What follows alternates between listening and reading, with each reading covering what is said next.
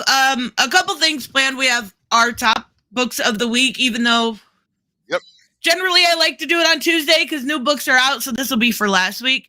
Then we are going to talk about Aftershock filing Chapter 11 bankruptcy. Oh my God. And I like a lot of Aftershock books. It's really, really sad to see. But that doesn't mean they're going out of business That's yet. true. That just means they just are reorganizing. If they can't reorganize, then they'll go out of business. They're pretty far in debt. According to those tweets, the quartering is already crying. Yeah. That was some sad fuck. That was seriously. I saw that. I'm like, whole new levels of really? pathetic. This is the biggest thing ever. This is bigger than 9/11. That's literally what he said. Stepping down as CEO once they find someone stupid enough to take the job, but don't forget Elon is absolutely. He's still the owner. That doesn't change. It's just somebody taking over. Oh yeah, he's still the owner. He's just not going to be the CEO. He's still going to so he still will have an influence, just not the main influence. Right. And I think that's smart. You need somebody that is By the way, next year's going to be Howard the Duck's 50th anniversary. I just read. Oh, that's cool. That's cool. But then we are also going to go over Crisis on Infinite Earths. Nope. Dark Crisis on Infinite Earths 7 because it is over. And then we're going to talk about Catwoman 50 because we have to talk about Catwoman 50. I told you. I have been championing. I have been standing this run. Okay, I get where they're going. Good morning, Hominis. I get where they're going with it, and I will give credit to that, but we have to talk about it, and I don't want to give it away, but fucking Christ. What is she thinking? I called it. The moment I saw that, I'm like, Tristan is so going to be pissed. Oh my God. Whole new levels of cope coming from me this morning. So yes, let's start with our top 5. I do have an honorable mention from last week that I want to suggest here. And it is a $1.99 book. I'm not even kidding. $1.99 from Mark Millar. And it is called, it's a basic setup issue. It is called Nightclub. Mm-hmm. And it's a vampire story. Now, Tristan did not like Catwoman. We have a massive thing to talk about when it comes to Catwoman 50 because Catwoman has been my favorite ongoing since Teeny took over, and I am not happy. Not happy with some of the... Okay, I'm going to rant if I go into it too much. We will go into it, though, I promise. Nightclub last week was very good. It was definitely a setup issue, a basic setup on, this person becomes a vampire. They were, they wanted to become a YouTuber is the situation. And they did some parkour, ended up breaking their neck. So this vampire guy knows he's not going to survive. He bites him, makes him a vampire, and we're learning kind of where it goes from there. So it's a setup issue, but the art is good. It's Mark Millar, and it's $2. Like, I gotta recommend it. Like you said, it's Mark Millar. It's typical Mark Millar. Like, and how they're getting away with selling their new line of books for $1.99 is beyond me. Yep. Really, really is. I love it. I gotta support it a little bit at least. So go ahead. What's your number 5 book of the week? My number 5 book. My number 5 book, and it's the last Transformers comic IDW is putting out. Transformers Shattered Glass 2, number 5.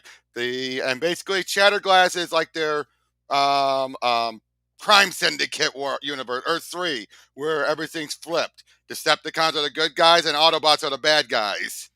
Oh, why is it? It's the last one you said they're putting out? They lost. They no longer have the rights. Right. This was their last year. It's going to Skybound now. Oh, then it's in good hands. Yep. So yeah, this was their last. So it's going to Skybound? Really? I didn't know that. That's awesome. Actually, Skybound does The Walking Dead. They also did Clementine. Yeah. Okay. Shut up. We don't mention that book. But well, they unfortunately allowed it. They approved it. We can't avoid it. So for all we know, don't take it as it's guaranteed to be a good thing. I know, but I mean, it's at least a reputable company. We can at least say that. Yes, but yeah, and it ends with I know Raymond's favorite Soundwave. That sounds like a cool guy. I don't know who it is. Oh, he's the guy with the cassette tapes. He's a tape player. He says that the Transformer community is super happy about it. They hated IDW. That's fair. Like, it got bad. It got bad after they rebooted it. Didn't they have like trans Autobots or something at some time? Sort of. It was okay. Simon Furman, the guy who is known for defining the Transformers comics, he was tasked to, because he never cared for female Autobots, mostly because he felt like they're robots. Why would there be a female one? But he was then told to bring RC into the universe. So when he did, he then had to be, it was a male Autobot who was forced into being female. Okay. Yeah, that did not go well. Most people kind of cringe at it. Even he regrets how it went. Gotcha. Oh, you're right. Your favorite is Cyclonus, but you love Soundwave too. Yeah. So that sounds like it's kind of in good hands. I'm not a Transformers person, but the movie looks awesome. Like the way they do the animal Transformers looked amazing. I'm hoping it's going to be good because it actually, surprisingly enough, it was the best. We had like 3 trailers drop that same day or within 24 hours, and it was the best one. 4, I believe. Yeah, it was the best one. I was shocked. So for number 5, I have Danger Street number 1. Oh, that's my number 4. Well, that's perfect. We'll talk about it. So here's the thing. I like Tom King. To me, Tom King is contentious in general, but most of what I pick up from him, I do generally enjoy, especially stuff that are a little bit more mature, right? Like Rorschach or Adam Strange. The Black Label books. Yes, a little bit. He does really good. Good morning, Otis. Who are the human actors? I don't know that. Yeah. But this book is very limited on the audience, right? They're painting the outsiders as terrorists, and not even like a new group of outsiders, like 80s outsiders, right? Well, yeah, they're playing it off of what was the comic series? Hold on, I'll look it up. I know it was in the 80s. I know it was in the 80s. I know it's been a long time, and they've got Jack Ryder also, and I almost wondered at first, I don't know. It is Jack Ryder, to be fair. He's a little crazy. Good morning, a dead guy. But it looked almost to me like they were setting him up to be a Tucker Carlson type. Oh, the first issue special. He's doing it here. They're characters from the first issue special. From when? In 1975. Okay, so I was a little bit off. I was 5 years off. I knew it was a while ago. And don't get me wrong, it was a really good setup. But I feel like the audience is limited for this book. Yep. You've got to know these characters. Like, you've got to know Creeper. You've got to... and I don't even remember all the characters that... Lady Cop. They brought back Lady Cop. Yeah. I'm like, that's really freaking cool. But it is very limited. And I enjoyed the first issue for what it was. Like it... Yeah, for what it was a good start, but once again, he's having the heroes just kill. Yeah, who was it at the end? That was... Blue guy. Yeah, I believe that was... Starman? Hold on. Yeah, Starman. Yeah, the other Starman. Accidentally kills a little boy. And I was just like, what? Like, it's very Tom King. All because he was hopped up on adrenaline. Yeah. Yeah, and they were trying to get, they had the helmet of Naboo, and they were trying to get, I guess Darkseid was in it? Yep, and that was, Darkseid's involved with it, but the guy they were fighting was, Atlas. Yeah, and it's very, very old characters. So like I said, it's a good book, just very limited to who is going to be interested in such a niche inside of a niche. So it was good, though. I really did enjoy it. I think Tom King's writing Gotham Year One. Yep. That one to me has been my favorite from him for a very long time. I love Slam Bradley anyway. Wait, more than Killing Time? Ooh, yeah, I think so. You know what? You were loving that too. I did like that. I don't know. We'll have to give it a few more issues to see. But I'm really enjoying Gotham Year One. It is. Oh yeah, me too. And it's probably his best of his Black Label books. And this last issue, like, earmuffs to anybody. But the fact that we found out that little Helena was actually dead. And I saw that coming. I knew she was dead, and I very much so think that it's Thomas not Thomas, the dad that did it. Yeah. I very much so think so, but it's some good writing for sure. So I'm going to go right to my number 4 since that was your number 4, and I had Grimm number 6 by Stephanie Phillips. Yep. I've skimmed through that issue. I liked it.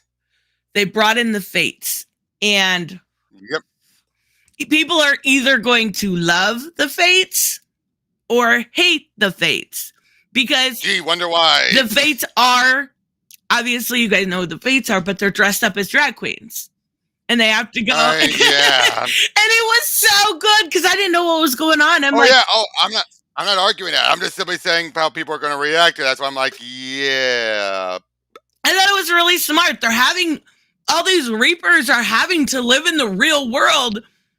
What better way for these Fates to have a life, but also hide?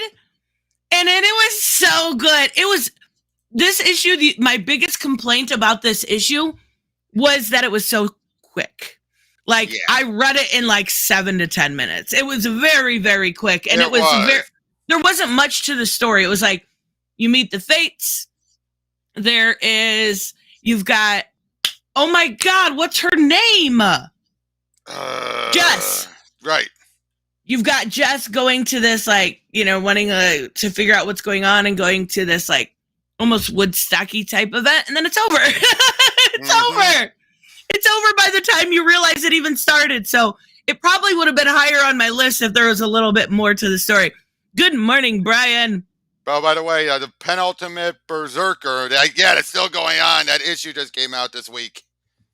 Oh, well, I haven't read Berserker since issue 2 or 3. It wasn't for me. It was very much so a dude comic. Oh, I also say this, Junkyard Joe, it is very... I haven't read it yet. I was going to say there's no action in this. It's all character.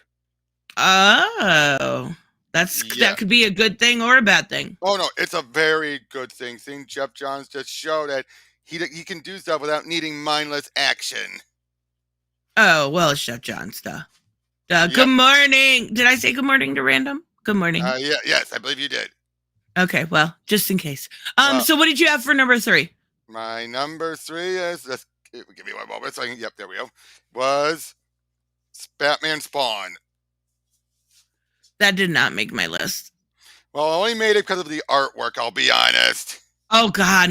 Yeah, I guess that is fair to say, but... It's Greg Capullo, and they actually threw... I should point this out. One thing I liked is Capullo actually threw in a reference to the last... Ha!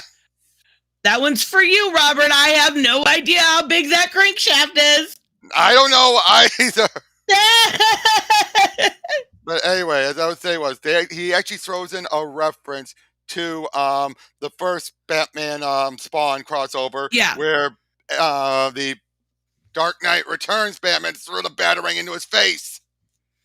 The thing is I'm going to have to reread this issue. I went through it quickly, and that's probably not what I should do for an issue like this. It feels like the story's not bad, Raymond. But it very much so, this is supposed to be a one and done, and it felt like it was a setup for something bigger, which could be good. It was. And it also was a bit convoluted. They brought in the Court of Owls and stuff like that. There was nothing essentially wrong with it. And Mitch Gerard's his writing is phenomenal, or his drawing is phenomenal. Wait, Mitch Gerard's? Greg Capullo. Hold on, I had a brain fart. Greg Capullo's, he's amazing, but it felt too convoluted for me. Yeah, it was. But again, I liked it more for the artwork, and it's Capullo's last DC work for a while. Yeah, that's sad. That's sad. Even Perch isn't happy about it because he basically feels like they're just going to mostly put him on covers. Yeah, that sucks. Good morning, TZ Burton, and Merry Christmas to you. Only a few days away now. Okay, so that was your number 3, correct? Yep, and that was your number 3. I have Superman, Son of Kal-El, number 18. That's my number 2. Ah, that works out perfectly. Oh my God. This book was so sweet though. I'm so like, I want the new story with Ultraman and finding out what's going on and going through some of the trauma that John went through. But this book is so good. It is. Yep, and I love how the stuff with Ultraman actually pays off in here. Yeah. And I love the family moments are so good. Yeah, but I just love it. What does he do? He asks Brainiac 5 about doing something to make sure that what happened with Ultraman doesn't happen again. Basically, a get out of a red sun area free card. Yeah, but what did you think about the Red Sin character? He's interesting. A bit. It's clearly he's being manipulated, and he needs help, but he's not going to get the help he needs. No, because now he's teaming up with Lex Luthor, who's just going to make it worse. Yes, and I really, really like. So I don't know if this was maybe explained in Bendis' run or something, but this entire time I've been reading Son of Kal-El. Did I say good morning to Nick? Good morning, Nick. In case I didn't say good morning. I had no idea what that belt. I just thought it was decoration. Well, yeah, it was never set up. I didn't know if it was set up in Bendis thing. No, it wasn't. This is Taylor taking something from Bendis, but then deciding to do his own thing. Yeah, and I thought that was a really cool little thing that they added in. If it was a setup, it probably would have mentioned the issue directly. Since it didn't. Yeah. I thought that was really cool. Oh, geez, Raymond makes a good point. I hope Breeze past this part before Tavius shows up and rants about John again. Oh my God, right? He's going to do it when we talk about Dark Crisis anyway. Good morning. You're right. Video strip. That's awesome. I'm here. I'm trying to drive a tow motor and trying to listen. Well, don't wreck. Be careful. Yeah, don't get wrecked. But I feel bad for Tavia. He's just really obsessed with the idea of John going back, and it's absolutely not going to happen. He treats it like he's the center of Superman's universe now, when it's like, he's not, dude. Mm-hmm. And I know he's disappointed with the Dark Crisis stuff, but we'll get to that. It is what it is. Yeah, we'll get there. So that was your number 2? That was my number 2. What's your number 2? My number 2 is Art Brut. I think it's called Art Brut, Brut, number 1. And it's a very interesting indie comic. It is, I'm bringing it up right now. I want to see what it's from so I can tell you guys. Nick, Leave Tavia alone. No, Tavia's awesome. I didn't mean anything bad by it. Yeah, it's more like it's intervention type of talk. Okay, it is Image. It's from Image, and it's from Maxwell Prince and Martin Morazzo. It's very indie art. Mm-hmm. It's very good. But basically, we have this person that's locked up in a psychiatric ward. He's an artist. Something's going on around the world with paintings, and there's murders, and Mona Lisa is winking, and we're getting like this idea that somebody is using art as a form, as a kind of like their calling card when they kill people. And this Art Brut has to be called upon because he is able to solve art-related crimes. That's what he used to do, but now he's crazy. And basically, we see him working with a detective, and at the end, they step through the other side of the canvas. So there's a whole nother world on another side of a canvas. Yep. And that's where he's basically saying at. And I really, really, he has a doll that's named Manny. And he's alive in this other world. It's so good. It's very different. And that's why I like it. Because different is what I want from my indie comics. Like I want something unique, and this definitely was that. So I'm excited to see what else it can bring. It's very weird, but it's cool at the same time. Mm-hmm. I'm guessing our number one is the same. That's my guess. Big Bang. Yeah.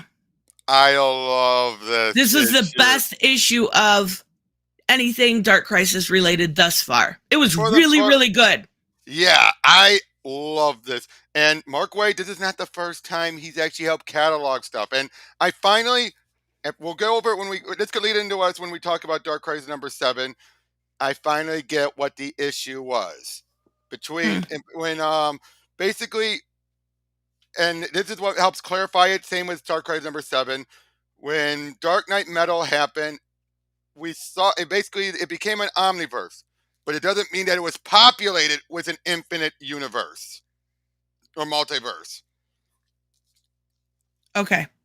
That's what it means. It means that it was like basically the structure was there to have like a, infinite multiverse of multiverses, but it wasn't populated by it. So Hooded Justice brings up a good point. He does have a lot of passion. You got to give him that. Yeah, absolutely. A lot of people I agree. He has a lot of passion, but even with a lot of passion, it's starting to reach a point like when he's saying, "Oh, Dark Crisis was pointless."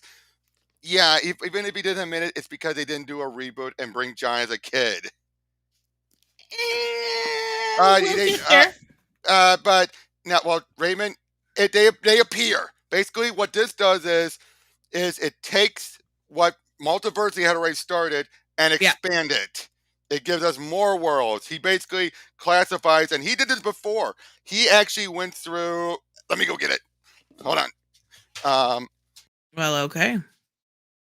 Okay, but you talk about Twitter all the time, and a lot of people think that's pointless. It's up to the person. That's fair. I don't talk about Twitter all the time. I think he means you.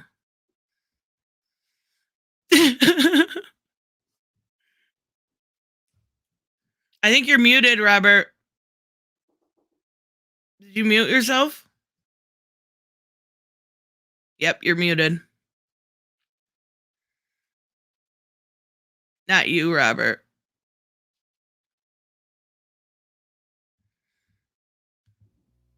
You good?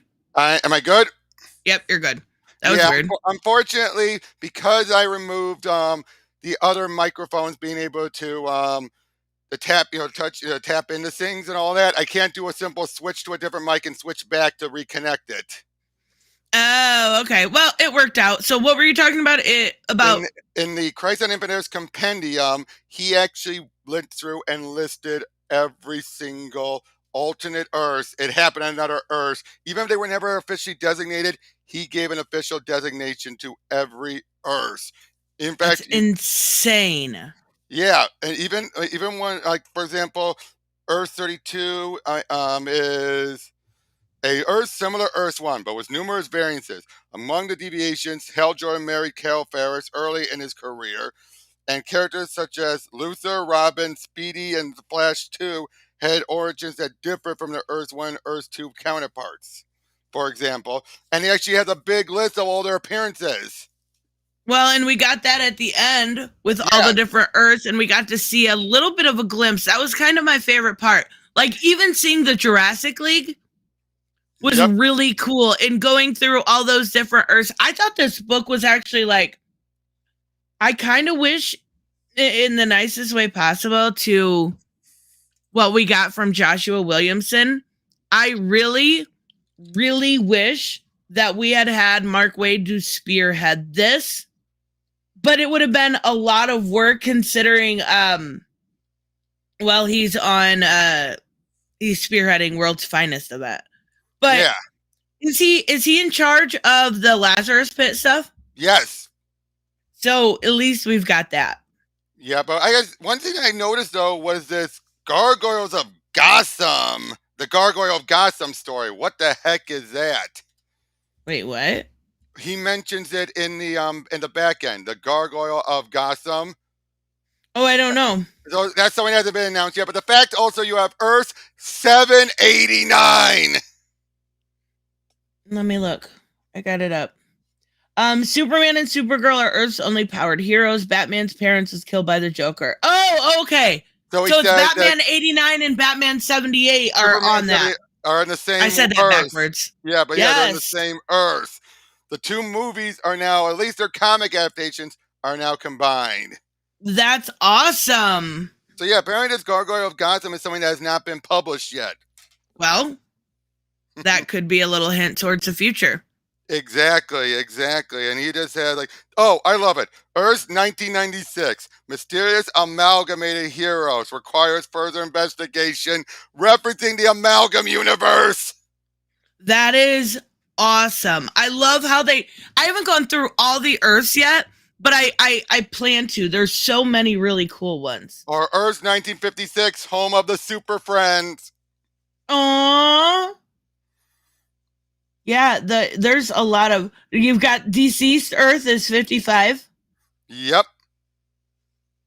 That is awesome. 63 is DC versus vampires. 24 is bombshells. We need more bombshells. 27 is Jurassic League. 28 is DC Mechs. Yeah, DC Mech. Pika said, remember when DC Multiverse was properly limited to 52 Earths? Yeah, oh yeah. Bridge Farm remembers. Yes, but this is basically increasing it. That was the whole point of Dark Crisis, was to bring back the infinite Earth. Yeah. And that works. Oh, but yeah, we didn't even talk about this issue though. They're at the whole issue. They're dealing with the Anti-Monitor, who was one of my favorite villains. Okay, so here's a real question, and we can talk about Dark Crisis because it's all together here because that was both our number one. Who was the villain? The villain of this book or the event? Dark Crisis. It was Pariah and technically the Great Darkness, but the Great Darkness was not intentionally doing it. The Great Darkness is a force of nature. So Pariah awakened it. He basically got it all riled up, utilized it, and then once he was dealt with, the energy had to go somewhere, so it went to Deathstroke. So Deathstroke was not the villain. But it really they were like, we don't know who the villain was. Let them just think it was. No. They said the Great Darkness is. There's more the case of how do we explain about the Dark Crisis, the Great Darkness? Because it wasn't intentionally doing it, but at the same time, it was kind of continuing it on. Because again, it's like a wild animal. It got raged up, like roar, and it took going into Dick, who was able to embrace it and calm it down, that it went back and went to slumber. So they basically said, if they want to think it's the Dark Crisis, the Great Darkness, go right ahead, because that's the simplest way of putting it. Yeah, and I get that. I love how this issue, it's like an homage to Perez. This whole thing moment felt like a love letter to Perez. And honestly, this was a Dick Grayson crisis. Mm-hmm. This was a He's always been the heart. Dick has always been the heart of the DC universe. I know. Always. That's what I've said. Always. You stole that from me. Good morning, Keely. No, I did not steal it from you. And this is something everyone has said for a long time. Dick Grayson has always been the heart. I'm going to trademark that. Everyone loves Nightwing. Yes. Everyone loves Richard. Everyone loves Dick. I had to say it. Everyone loves Dick. And apparently the only person that does it is Deathstroke, because this is the fourth time. The fourth fucking time they've fought in this event. Well, actually, now Slade, I get his point. But Dr. Light got an upgrade. And I cannot be ever happier. She is to the light what Pariah was for the Great Darkness. Yep. The champion, the conduit. Then why didn't she... Okay, I'm going to be perfectly honest. This just came out yesterday, so I haven't read through it with fine tooth. So but this help. Scene... was Black Adam? This should have been her. No, because she was already busy helping the Flashes. Oh, okay. See, again, I haven't. Yeah, I she haven't read. went to help the Flash. Looks They were like having a pasties. Look at the pasties. It looks like pasties. Sorry, it's yeah. bad quality. It's a PDF. But as I was saying, no was. But the thing is, though, like again, the Great Darkness was, like I said, if you compare it to a wild animal, it's just going nuts. It is going crazy, and it's starting to envelop everything. So they needed Dr. Light to add her power to the Speed Force so they can actually reconnect and fix all the worlds, to purify them. And she puts it herself. Good Hold on, morning, Bianca. let me get my scans just so I could see the exact line she said. That way you don't have to zoom in on it. So give me a moment. Oh, you're fine. Oh, where is it? Also, in the same sense, good morning, Mr. Urban World. We lost Miss Pac-Man and Cat. We'll get to Catwoman. She's not lost technically. We'll get there. I promise. But is Black Adam able to do this the way that Shazam was able to do it? Theoretically, yes. Theoretically, yes. He's always been able to do this. Okay, then why hasn't he? Because he never wanted to. He felt. I mean, I guess he kind of did with Isis and Osiris. And White. Well, that and White Adam. Oh yeah, and White Adam. Or Bolt that are going to be calling him soon. Is that even canonical? Yes. Remember, it is? Okay. Remember, that means I have to freaking read it again. The first 6 issues happened before Justice League 75. The next 6 happened after this event. I love this. Black Adam was like Oprah. You get some lightning. You get some lightning. You get some lightning. Except for Dick. Yeah, what? That's another. Dick didn't need it. But how was Dick? Okay. How was Nightwing able to overcome without by the grace of God, by him being so pure? No. Well, to a degree, yes. But first, I want to move back a minute before we go there. I loved how when Dr. Light helped with the Speed Force, I just love her whole speech. But I love this. Pariah felt what the Monitor gave him was a curse, but I saw it as a blessing. Pariah and the others before him failed to save the Infinite Earth because they wanted to control them, to find perfection, referencing stuff like Alexander Luthor and all that doing it. And I love what she says, but perfection is boring. The multiverse needs to be free to be infinite. Dr. Light's awesome. Maybe she'll get some love now. I hope so. But yeah, reason why Dick was able to do this was because he had understood. So good. Oh yeah. Looks like The Rock. He looks the art alone is worth it for this series.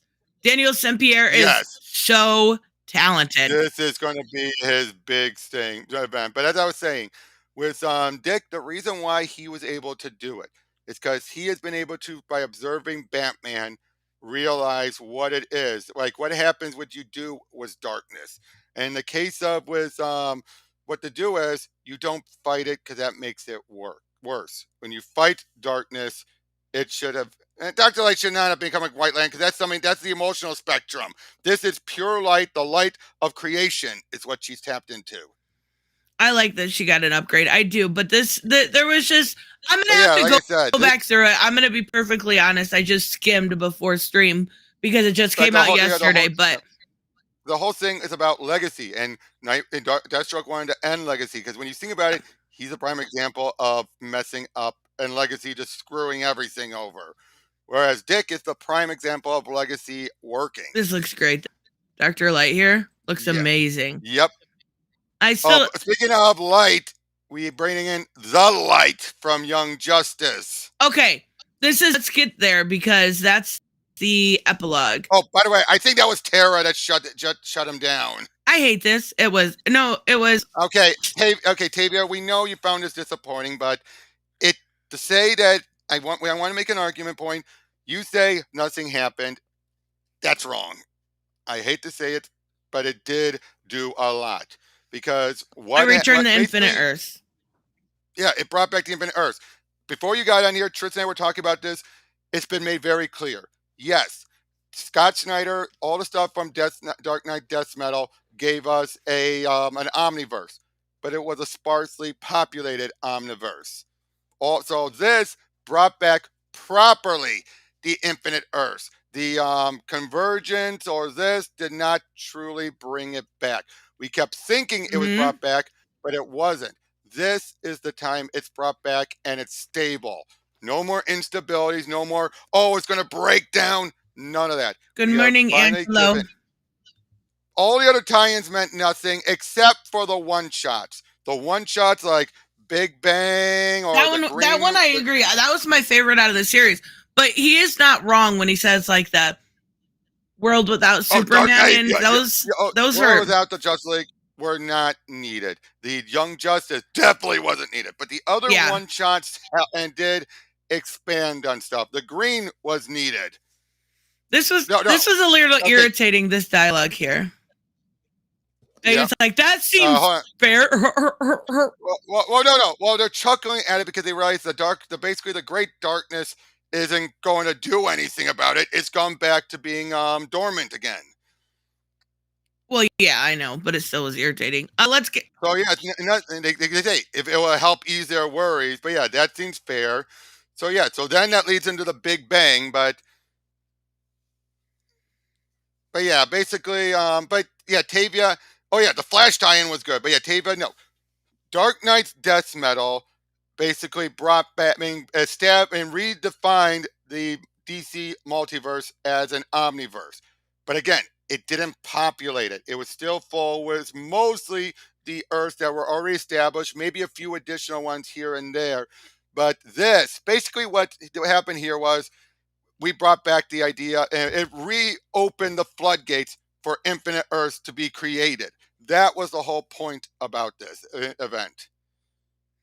I want to get to the log because Dawn of DC. I also did love it. Also, how Dick, did the candles and Batman snaps the candle. Yeah.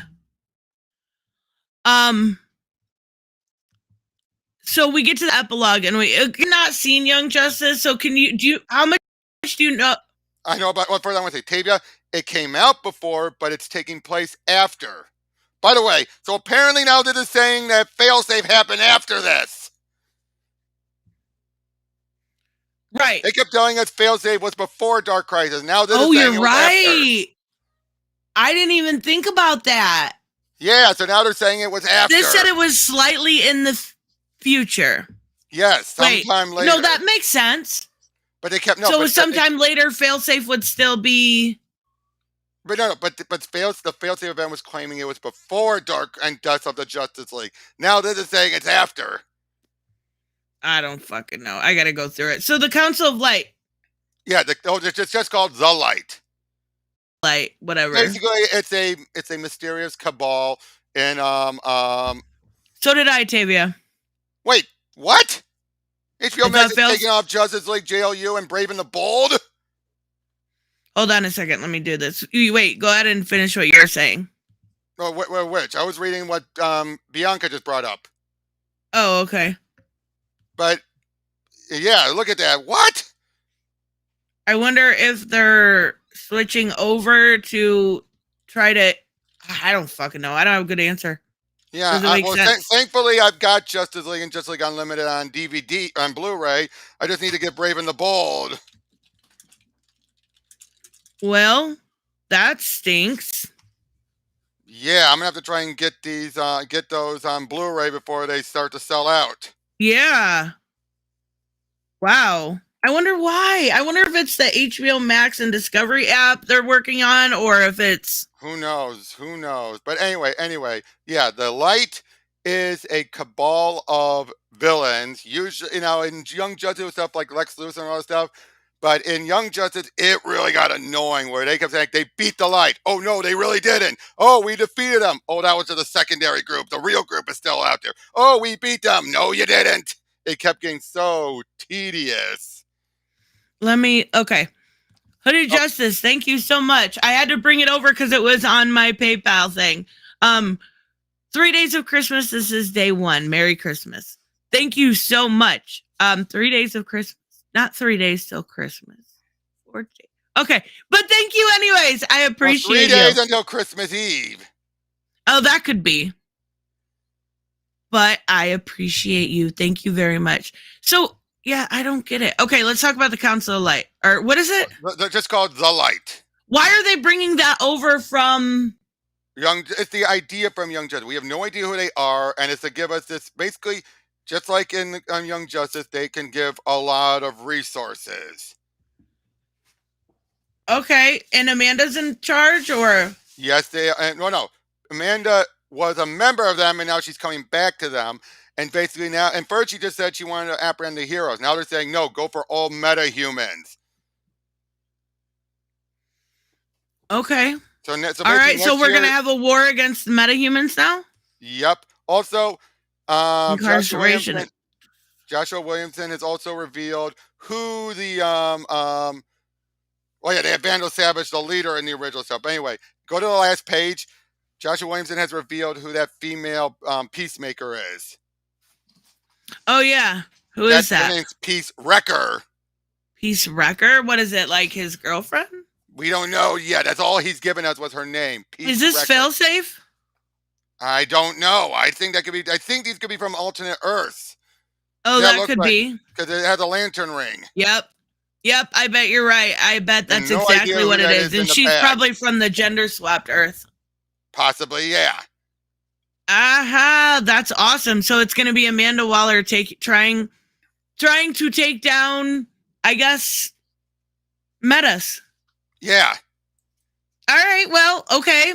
I wouldn't say it's the best event ever. Right. It wasn't. It was. I don't know. It was very much so an event for long-term fans, Definitely. Right? Like there was a lot of callbacks, there was a lot of Easter eggs, but at the end of the day, it brought back the infinite universes, so at least there's that. Yeah, definitely. I know initially I wanted a hard reboot, but I mean, this is kind of perfect. It is. Thank you. It's basically the whole point of this event was not to be it's supposed to be a crisis, but much like Death Metal, it was meant to be an anti-crisis where it gives instead of takes. That makes sense. I meant 3 days of donations. LOL, I feel bad about being demonetized, and I want to help out as much as I can for you and your family. Well, okay. People wanted the Thank you so much, Hooded. I appreciate you. But the one thing I wondered what you meant. Go ahead. One thing I also got to say is this event, more than anything Tom Taylor's does, it helped some. I know a lot of people on social media started saying they loved John as a teenager after this. People were saying because they got I can agree to. I think that's he's right. Like Williamson does great when he's on his smaller projects. I like a lot of his work on The Flash. I like a lot of his stuff. But this event was really, really big. Yeah. And basically, he had the scale of Jeff Johns. He had a lot of the ideas that Jeff Johns would have going back, but his execution was waning. Yes, he put emphasis on things that didn't need emphasizing. And Tavia, I know you don't. I know. Shadow War wasn't bad though. Jared, I will check my email right after the stream. I promise. I haven't really looked today. But yeah, I think he can work well with events, but he needs more work or more people to help him out. I think somebody to guide him along the way. If he had somebody to help him with the maybe with the scripting process, and then he finished up, I think he could do it. I just think he needs a little bit of a mentor in that sense, because more was Jeff, I think, because obviously Jeff's one of his mentors, but he needs more of it. I think the other thing is, I get the idea they were going for with this. Basically, let's give the oh wait, Jeremy said he was surprised by it. He saw America. Yeah, that's good. That's true. I thought Walter was still on Earth 3. Yeah, so did I. But the weird thing about this isn't even that she's not on Earth 3. She could have came back. Whatever. They did. Jeremy Adams is the writer of Flash, and he helped with Flashpoint Beyond. He should at least be a little bit in the loop. Yeah, but anyway, as I was saying but the whole thing about this event was it was meant to be a big event. It was supposed to bring back the Infinite Earths, and it was supposed to give more emphasis on not on Black Adam and on the new generation of heroes. And the only one Dick, and he's not new. No, I meant John and the other. And the Oh, only one okay. that worked on was John. Jay's Yeah. Yara. Ugh. No, stop it. Stop it. You know, you're not. No, No, no, no. no, no, no, no. I'm saying, did it do anything to improve her? Is what I meant. No, but it did. There was a lot of great character work for John. So Yes, that for John, and is like there. I said, I've seen so many people saying this is what they wanted from Son of Kal-El. This is what they wanted to show, that John can inherit his father's name. That Yeah. him as a teenager means he is ready. And this showed it. This really gave emphasis that he was ready to be to be Superman. Um, I think that did a good job. I seen Comic Boom said maybe a Suicide Squad title. I would love to see Jeremy Adams on literally anything at this point. I have a lot of faith in him. I think he's a Well, really he good. got what he wanted with the double monthly, the bi-monthly. What, the 3-minute one that's Well, coming up? basically, Flash, it's going to say bi-monthly for it going in the for the future. It's not just for the event. That is freaking awesome. So it means he's getting ever so closer to 800. That is awesome. I love his work. He whoa, that really sucks. I hope at least he's getting bi-monthly. Maybe there's something in the future. I really maybe they're waiting for this 1 minute war. The 1 minute story to see how that does. War. But the fact that they still were able to give him the bi-monthly status is a good sign. Yeah. It's I really enjoy his work because they trust him enough to do it. They have faith in him. I think working on Flashpoint Beyond really helped out as well. Let's be real here. If they had enough faith to put in also Stephanie Phillips for the weekly story of Harley Quinn, they should have faith in Jeremy Adams. He's proven himself way more, and I like her, but a lot more than her. Okay. Tavia, we know you love Super Sons. We know we like that movie too. But yeah, it was great. With Jeremy Adams we also have to remember though, look how long Williamson was on Flash before he started getting anything. He was on it for almost 100 issues, and it took until it started to wind down before he actually got anything else.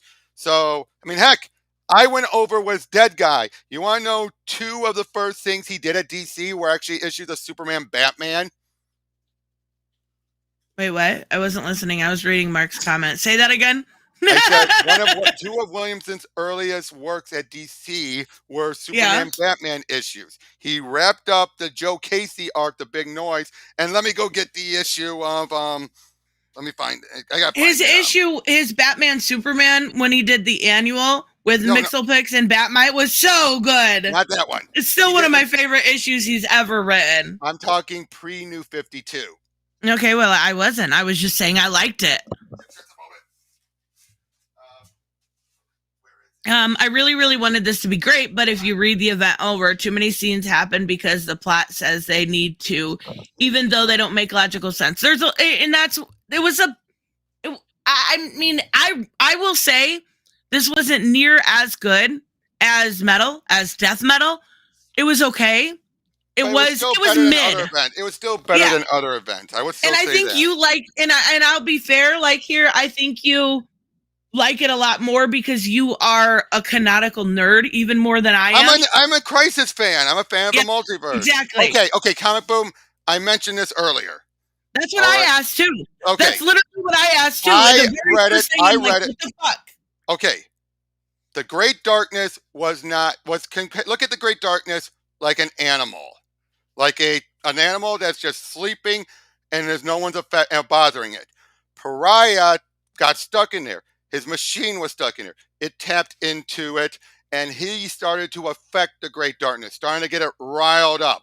He was the main villain, utilizing the Great Darkness, which just kept making him worse and worse and worse. He kept thinking the Great Darkness was helping him. It wasn't.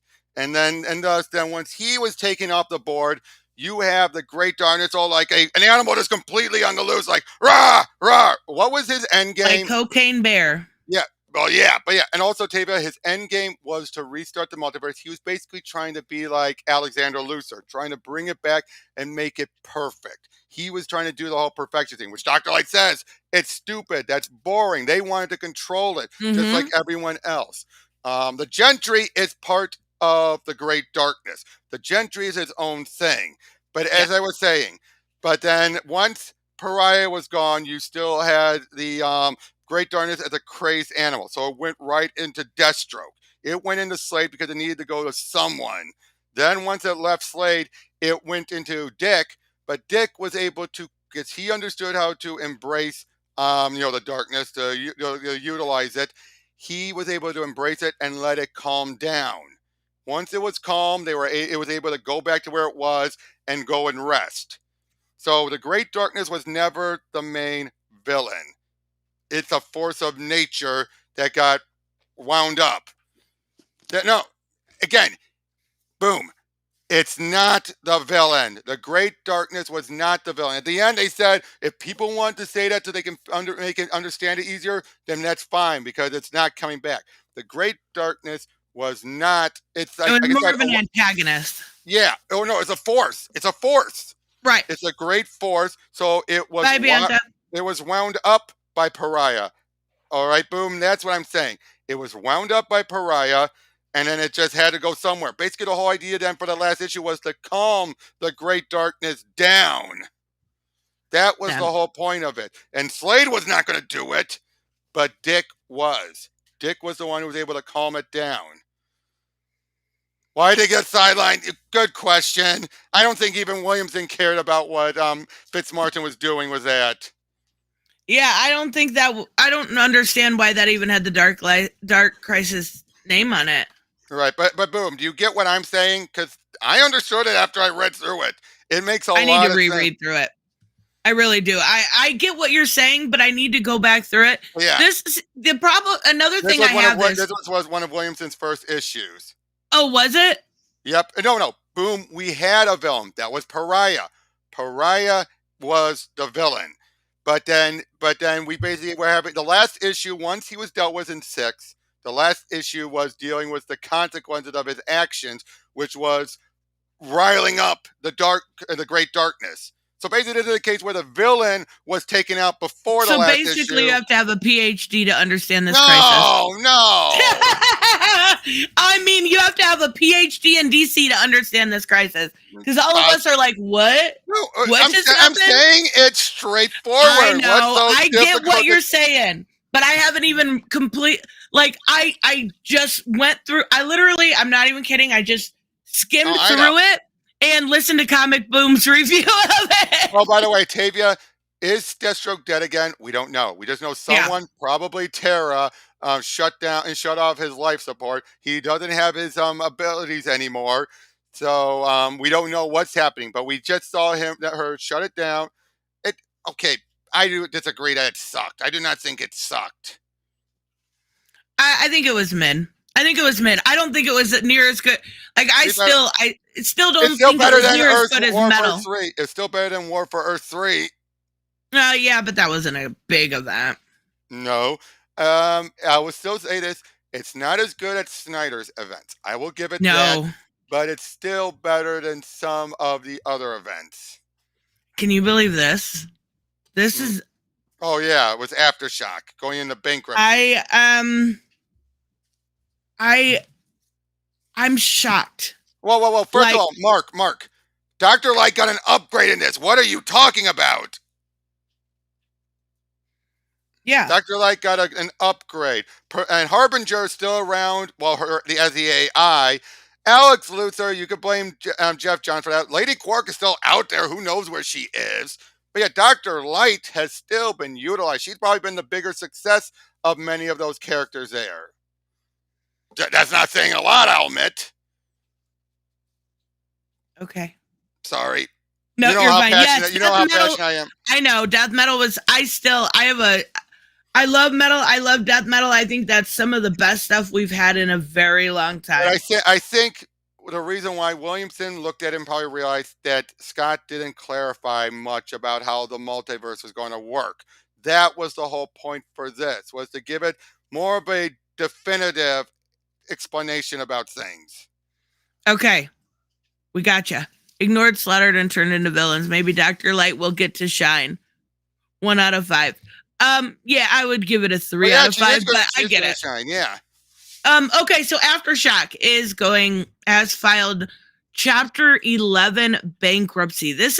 So I don't read a lot of Aftershock titles, but I read enough. I am not overly surprised because they've had a few good years. Now, I am curious to see if they're able to bounce back from this. They could. They could. 20 to 50 million in debt? Yeah, possibly. Who knows? All depends on what this bankruptcy does. One other thing I want to say to Tavia. Tavia, the Omniverse is... Okay, how do I explain this? Don't be looking at this as like this negates the Omniverse. It doesn't negate the Omniverse. It populates the Omniverse. The Omniverse is the structure of it's no longer just one multiverse. It's a bunch of multiverses in here. And the Omniverse basically just broadened the horizon. It basically, you have a toy box, it exploded a toy box. Now their toys are everywhere. I love death metal. What? You're crazy, Pika. But yeah, so basically all this story did was give a specification now that's saying, yes, the infinite Earths are properly back. After all the false attempts, after all the false claims where they said, oh, it's back, but they haven't done anything with it. This is the case where Williamson looked at it and felt, okay, we got the Omniverse, but that's a setting. Doesn't tell us what other Earths are there.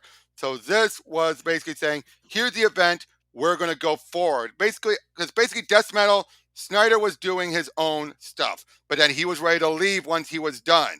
So this is a case where they're building up to another event that's supposed to be almost like death metal 2.5. So then they can actually have a plan going forward afterward. They didn't have a plan after death metal. Sorry. No, Tavia, there is still continuity. Yes, there is. I'm sorry, Tris. It's okay. You need to do a pro versus noobs with them and explain it. I think that would be a really good idea. Going over or just a continuity special. There we go. But anyway, yeah. Sometimes it feels over, and I don't mean it's just you, Dave. I mean in general. Sometimes I feel like I'm talking to brick walls. No, I just think it's hard to explain through. It's a lot of. I don't know. But why did I understand it? Because I feel like I'm Grant Morrison. I feel like I'm Grant Morrison trying to talk to all of the people who don't seem to fully understand. Yeah. Okay, so Aftershock files for Chapter 11 bankruptcy because they are $20 to $50 million in debt. Now, listen, if I don't read a lot from Aftershock, they're not my favorite. But they do have some decent titles out there. I know a lot of people like We Live. Mm-hmm. They also have Bunny Mask, which was a pretty big hit.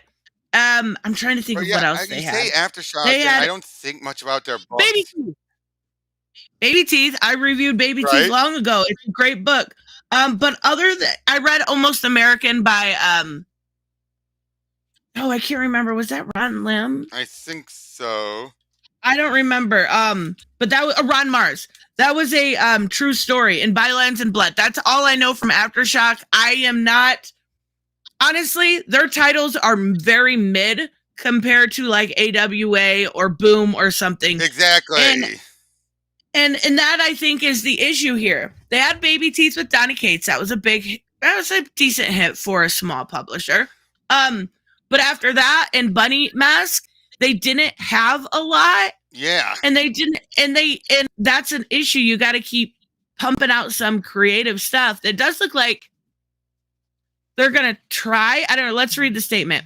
After much deliberation, Aftershock has voluntarily filed a petition to protect under Chapter 11 of the Bankruptcy Code to restructure its senior secured facility as well as being in a position to secure additional financing to continue to operate its business. So they're not going anywhere. They're going to try to use this as a way to restructure and go back in. Right. The intent That's what I said, the decision, amongst other consideration, is to allow the company to maintain operating, right, in an ordinary course, concluding and not limited to paying employees, continuing existing benefits program, upholding and following through on commitments to contracted creators, as well as vendors who supply goods and services related to the market, merchandising, and advertising. Aftershock will continue to operate, publish, and market comics and graphic novels to supply the direct. So nothing's changing. They're just trying to restructure, which, unfortunately, what I feel bad for here is I don't really, not to be mean, but this kind of stuff happens in business. It's typical. What I feel bad for is the creators, right? Yeah. Like, there's gonna be late payments. These people rely on the money they've gotten from, Maniac of New York or whatever title they're working on. Late payments to the artists affect clause indeterminately. Oh. Yeah. That's where I have the issues. If within a year you don't have art costs of, that's Christopher Cantwell. Boom just made a good point there. Most of Aftershock's higher profile creditors are Hollywood backers. They focus too early and too much on trying to option comics as opposed to the business of comic publishers. So in other words, it's like the problem IDW had later on in its career. At least IDW started out like a typical Thomas stuff and try to focus too much on the media. It looks like Aftershock trying to go the opposite, where it's like, let's try and make something during the shows. Oh crap, it's not working. My issue here is I don't even know that they're what could have been turned into a show. Bunny Mask? Possibly. We Live, maybe? I think We Live Baby with... Teeth, maybe. Huh? Baby Teeth, maybe. Baby Teeth would have been cool. Not gonna lie. And it was Donny Cates, and it was good. Again, but a number of these would have been done in one movies or something. It wouldn't be ongoing. So again, they short term. This is the amount of free writing I've done. Chasing TV film pitches and projects that didn't happen would be staggering and extraordinary if it weren't entirely ordinary. I've been paid to pitch precisely exactly what Boom was saying. Yep. I feel bad for these creators. Yeah, this is the case where they royally got screwed. They really fucked up. And it just means oh jeez. I'm so sorry. I'm so sorry, dead guy. What happened? Oh, 5 packages oh my stolen. God. Oh my God, dead guy. Go take care of yourself. I'm so sorry. No, I am so sorry, man. That is awful. Oh man, just look at this list of creators. Yeah, I want to look at this. These are the creators that have not been paid or owed money. We've got Alberto Albuquerque, Alex Cormack. Oh my God. I mean, I don't recognize. I'm not even going to read them on because there's so many. Brian Hill. Oh man. Oh yeah, he did Chariot. Cliff Richards. He did Cullen Bunn and Dan Abnett. 06 Protocol. Cullen Bunn, Dan Abnett. Oh my goodness. So many. Erica Schultz. All of these people are owed money. Jamal Igle. Oh wow. All of these people. Jeremy Hahn. Hey, isn't this John Suntress? Isn't that the guy that does Word I Balloon? think so. Hold on. That's what I thought too. All of these people are owed money from Aftershock as they file for Chapter 11 bankruptcy. This is absolutely awful. because they were a sponsor. Oh, okay, that makes sense. That's why they were a sponsor, so that's why he's owed money. Peter Tomasi? I didn't know he did anything for them. Rex Ogle? Oh, wow, seriously. There is dozens. Stephanie Phillips? Steve Orlando? I wonder if I don't know what that would have been. Maybe her first book? I can't remember. Hold on, let me look. Wow. Aftershock. Descendants. Descendants. Goodness gracious. This is way too many people to owe money. This shouldn't have been such an issue. Yeah. Something was very wrong in the business side of this. There is no reason to owe this many people money and not be able to pay it. Somebody fucked up bad, and I can't believe that this is even this big of an issue. Whoa. Wait. Hood it. I just realized that. I just realized nobody's talking down to Tavia. Wait. Who was talking down to Tavia? What? Wait, what? I just realized that that's in front of it, and you can't really see it. I'll move that. Yeah, wait, where is anyone talking down to Tavia? Nobody was. Unless it was in the chat, I didn't see because I was flipped over on the other tab. But I knew they were in a lot of trouble when they did Calculated Man. The 06 Protocol, I got 06 Protocol 1 and 2.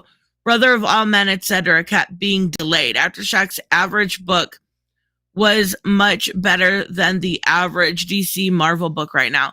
See, I don't agree with that as far as being better. There was only a couple titles that I selectively like. I wasn't a fan of some of the stuff. We Live was good. Baby T, like 06 Protocol was pretty good, but it was very like I'm a Mary Sue kind of girl. I mean, wait, Hood. There was a couple good titles for sure. Wait, Hooded, are you talking about my responding to some of the stuff that Tavia's been saying? I'm not talking down to him, man. The screw up was in expecting cash fusion from option comic book properties. Most option comic properties never get produced. Really hit Aftershock. Yeah. Yeah, again, that's kind of similar to what's happened with IDW, except again, theirs was a more and an after, like an after the fact type of thing. Yeah. And this is horrible. It is. And I feel terrible. I think the cats are going crazy, aren't they? Yes. But I really do. I feel bad for these creators. It's so unfair. How many of these creators needed that money? How many? All of them. Yeah, Rayman's a good question. How far back is Hooded Justin in the stream? I think he's a bit behind. Yeah, probably. But yeah, this is really messed up. This is really messed up. It really is. It's. I feel bad for these people. So do I. It just wow. So basically, Aftershock screwed up so much they blew it, and yeah, and now the people that are getting screwed out of it is the creative teams, and that's the really bad part. And again, how many people might have needed that money? Yeah, exactly. How many of these people might have needed that money for who knows? Okay, the what everyone's been wanting to hear you rag about.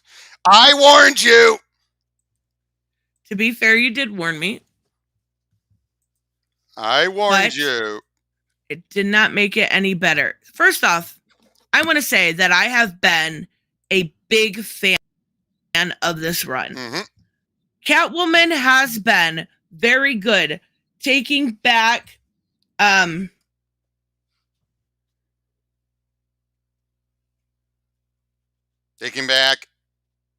Taking back, hold on. Taking back to basics. Getting out of Gotham proper, getting to Alleytown. I wish you would have included the strays a little bit more, but that is a little bit unneeded, I guess. But she did in this last issue, which I can applaud her for. I have really liked how she has brought out the very feminine side. I really like how she has done a lot of good character work with Selena away from Batman, because I am sick of seeing those two together. Now, initially, when you told me about this yesterday, I thought it was an issue of taking it back to status quo, right? I thought they were saying, oh, well, now, he's gone. Basically, we're going to go back to Batcat. Now, it does seem we are going back there, but in a different way. And we're getting a new Catwoman, just, right off the bat. Spoilers, I'm going to tell you right now. And we are also getting Catwoman. Okay, Pikachu, you're wrong there. I spoke about Catwoman being written badly all the way back Arkham. Oh, it's been great. That's what I'm saying. This has been the best Catwoman run we've had in a very long time. Mark, just to make clear, this has been a problem with the money for months. It's not just now. This has been a problem for months. Yeah. So this is not just Christmas. Yeah. Oh, for sure. But I really liked Catwoman and Valmont, and I can even put that to the side. But the fact that they have Catwoman murder. No, it was self-defense. Not herself. No, but self-defense can still count if you're protecting. You don't think else. Batman could have protected himself? Oh, it's Batman even called her out on it. Yeah. See you random. Bye, random. This I understand this is Catwoman's book, and I can forgive this. And it's the 50th issue. It should have been marketed as such, but whatever.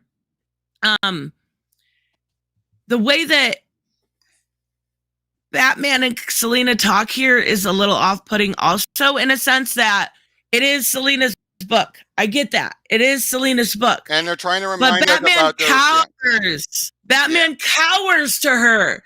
And her decisions are one bad decision after the other. Which, to be fair, that's something that I know my friend Ian has been constantly complaining about this book, saying that Selina's been a big screw-up this whole book.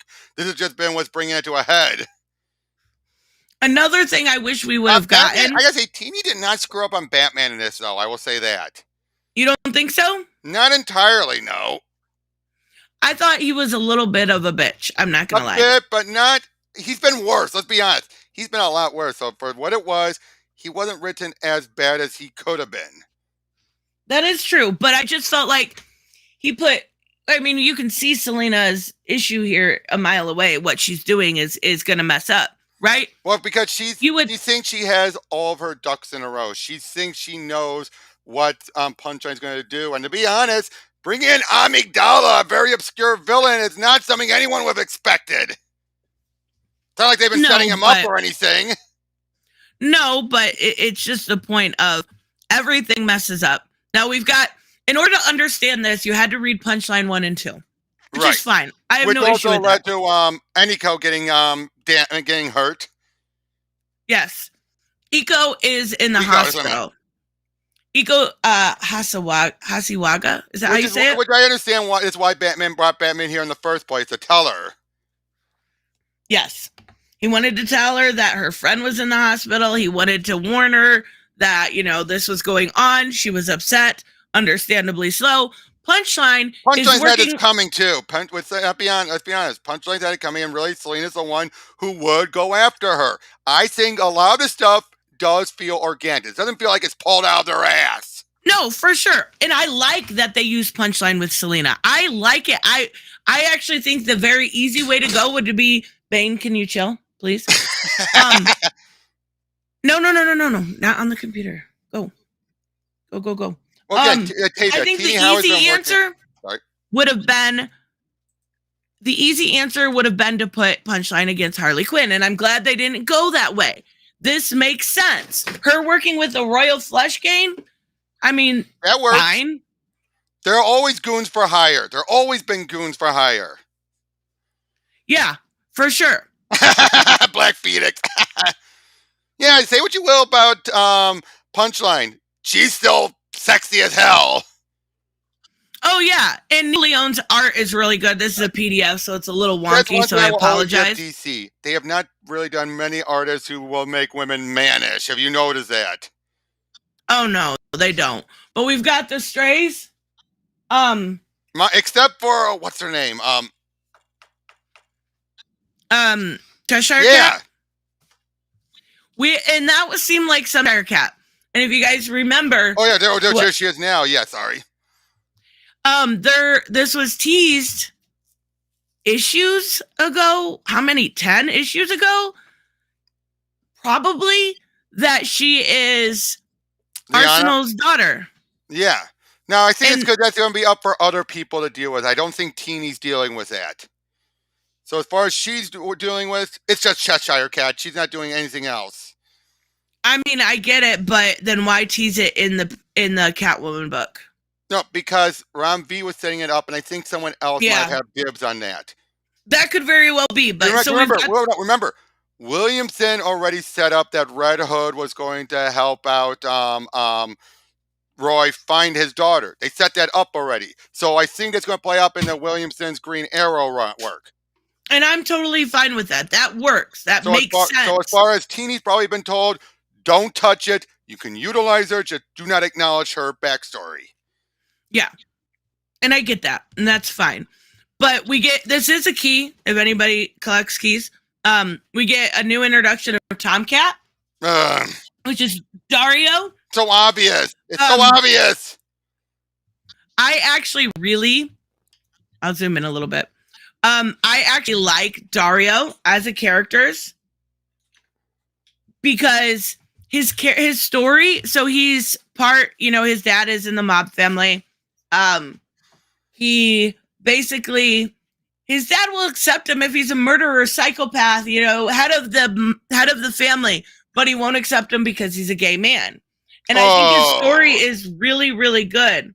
But that's how him and Selena end up teaming up, because he's looking for a way out, and she is able to kind of utilize him. They become friends. He's a good character. I like him a lot. I wish there was more of a cat design to his look. Well, it was random that he decided to. Yeah, right? He was just riding down the road trying to help. So they end up fighting. And we see Selena. This is the 50th issue. I will give it that. This is a 50th issue. You get what I mean by that, right? Because it's a big issue? Is that what you mean? A big action piece. This feels like something that's been built up to. This feels like it's worthy of being a 50th. This isn't one of those 50th where it's like a womp womp. Whoa! Where's Catwoman nowadays? Catman nowadays? Who knows? I don't know what they've done with him lately. Let me look it up. But yeah, we got some crazy cats. Before Joseph says it, and when are you going to feed them, Triss?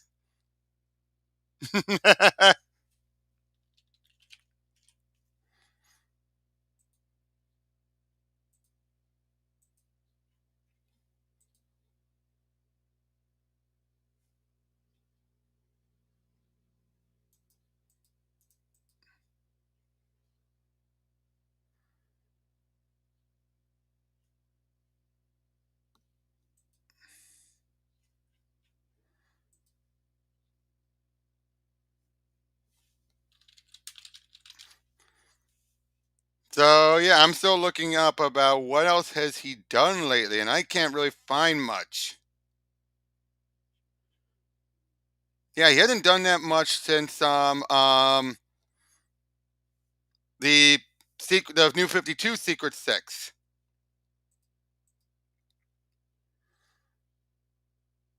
Oh, and Joseph, I agree, we should. We should definitely do it tomorrow. But yeah, she's taking care of the cats right now.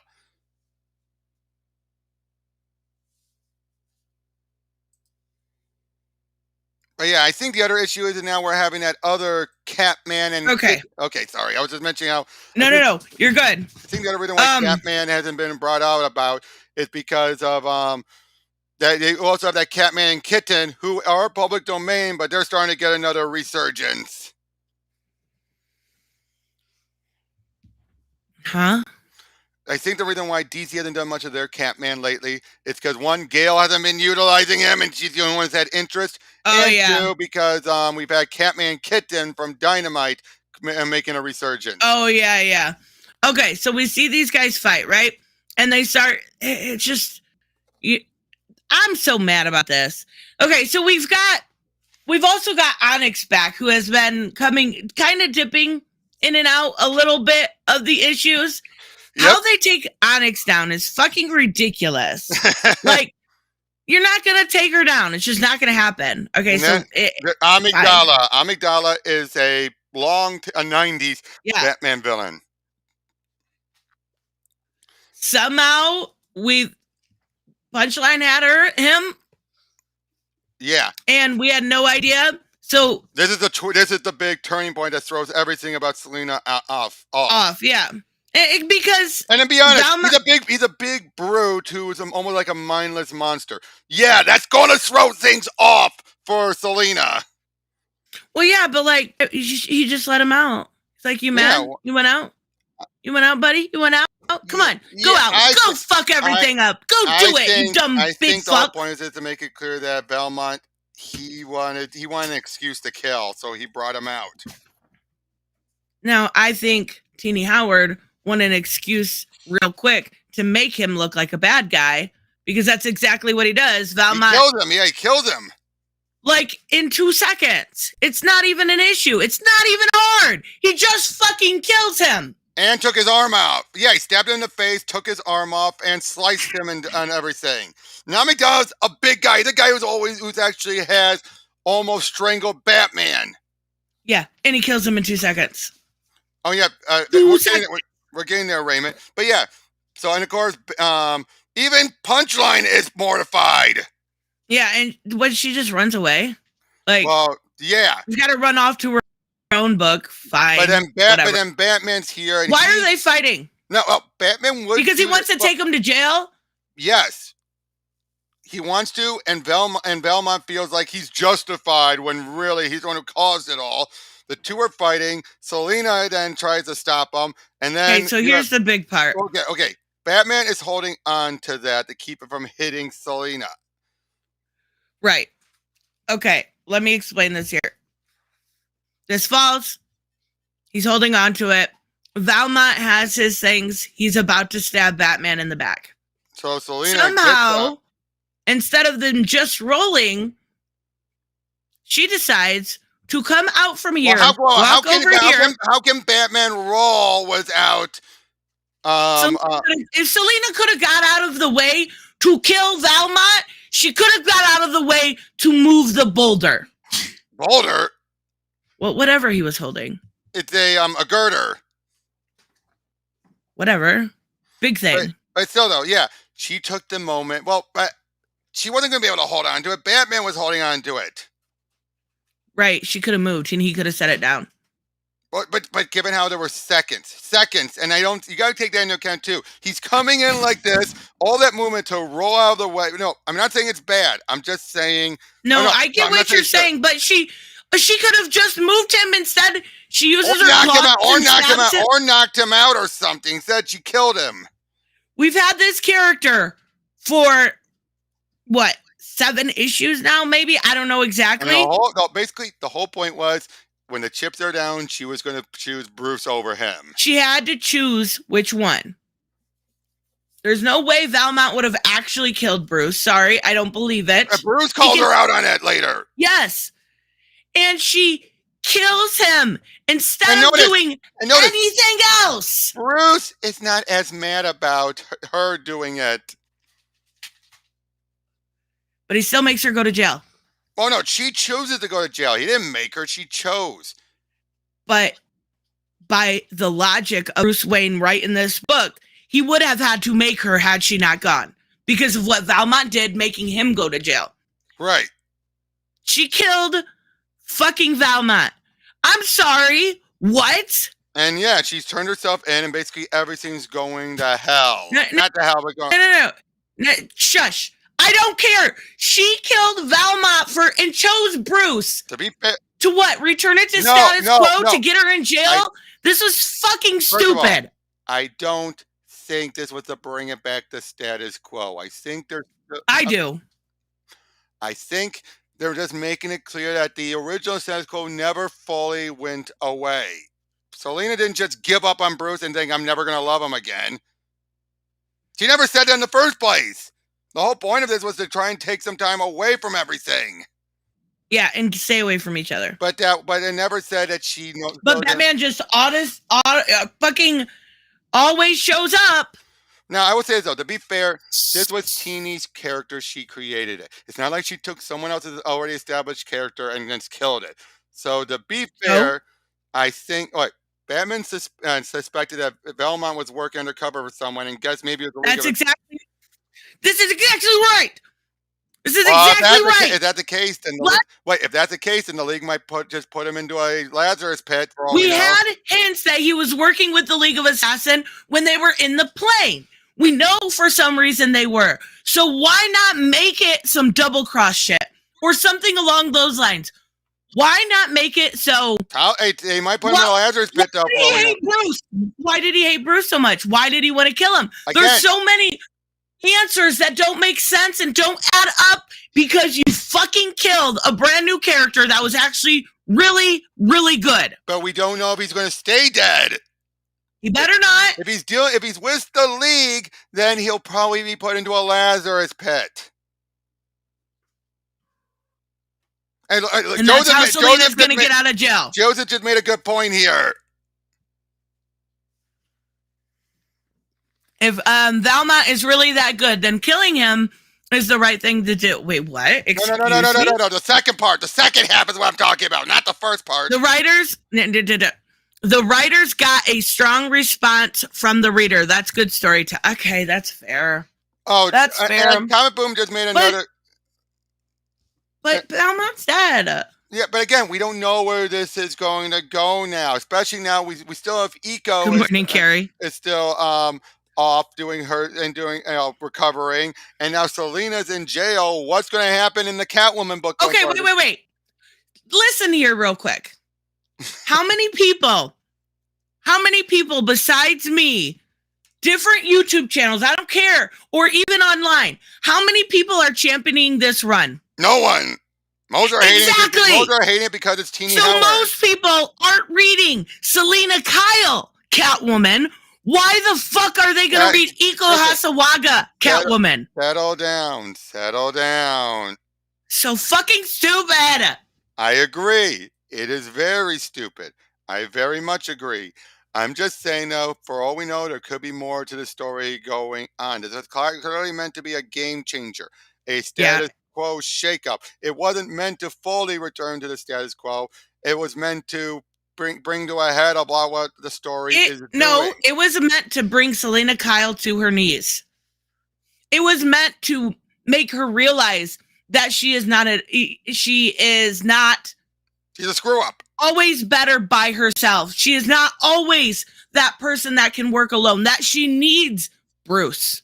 That's what it's going to make her see. I don't think it just meant that she needed Bruce. I think it also meant that she needs others in general, and she's not a leader material. Which, to be fair, she never really was. She was when it came to the strays. Okay, when it came to the strays, yes, but that doesn't mean that she's also good at using them for everything. She's good at using them for I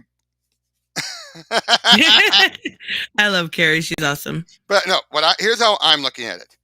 She's good at utilizing them for a community task, like go around, help everyone out. Using them as an army, she is not good at. Yeah, I guess I can agree to that. And then we've got this epilogue here where apparently Dario lost like 50 pounds in a matter of 5 minutes because I couldn't even recognize him here. Yeah, the heck? When did Dario get hot and not chubby and completely different? Well, to be fair, he doesn't have a unique design like Kevin from Harley Quinn, so sometimes it's going to be up to the artist. He looks like Valmont almost in this. A little bit. The artist again. But it is a different artist. And then we have another artist that comes on here at the end. But you go see Iko, who has been, while Selena was away, she was donning the cat suit. Yep. In LA Town. So that's fair. But then they go back in her like secret little room here, and she's got her cat suit that she wears. Talking about from what I'm gathering here, Iko and her Iko's the new Catwoman while Selena's in jail, and she's gonna have a sidekick named Tomcat. Yeah, but I feel like she's now excited with Selena gone.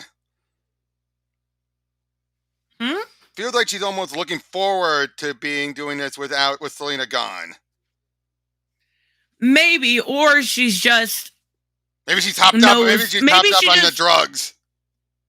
Or she trusts Selena and thinks she has a plan, which could be the problem because obviously all of Selena's plans suck. Yeah. Again, from what Ian told me, that's what a lot of what Teeny Howard's been doing throughout most of his run is showing that Selena is incompetent. So that's fine. We get to a point. We had this before. We saw Batman on his knees before No Man's Land. And if that's what you're trying to do, bring Catwoman to her knees, put her at rock bottom. I can understand that. What I'm really upset about with this issue is that you killed Velma. I'm going to be perfectly honest with you. You made Selena a murderer. Mm-hmm. And that's to me. How is she going to redeem herself? That was her lover. That was her best friend for a while. Now, to be fair, she has killed before. Remember, she killed Black Mask. Yes, I understand that, but she's changed since then. That's true. And in this case, this was not a cold-blooded murder. This was still self-defense. So that's what makes it different than Black Mask. This here... She killed her lover. A lover. I understand that, but there has to be a time period where we see her fucked up mentally. Oh, I think we probably will, and we probably will. But why don't we continue forward with the next scene? See, this art here threw me off for a minute. I don't know that I'm a fan at all. I'm not gonna lie. At least maybe they're better on action scenes, but it was very weird to me. So we get Selena and Bruce and they're talking, right? Said, if the killing is just, it's not a murder. If this was personal, then that would be with her later in the story. And that's fair. But this was, I really liked, some of the other characters when they were introduced. Tinian introduced a lot, right? We got Punchline. She's got her own story. Now we're getting to continue. We got Ghostmaker. We've got Batman Incorporated. But now this is probably exactly what they want. They got Valmont. You get attached to a character and they rip them away. I think Joseph is right when this is what they're going for, now that I realize it and say it out loud. Now, the other thing I would say is, for all we know, because if this was her last issue, you would have a good point. But it's not. She's still on the book. I think that means then we should wait and see. For all you know, this could lead to something. Oh, I'm not getting off the title. I'm not dropping it. But it doesn't mean this wasn't enough. This wasn't enough. No, this wasn't enough to make me drop it. I love Selena Kyle. She's one of her and Harley Quinn are two books that I will probably never, ever drop just because I love these characters. Quick thing I just found out. Back with the DC Big Bang, I just realized there was a few Earths we didn't mention about, one of which Green Lantern Legacy has its own Earth. Oh, with Typhon? Yeah. Also, that's the awesome. Teen Titans Raven graphic novels have their own Earth. Oh, that's awesome. I love Cami Garcia's work. She's so good. DC Superhero Girls has their own Earth, but no Teen Titans Go. Oh, that's weird.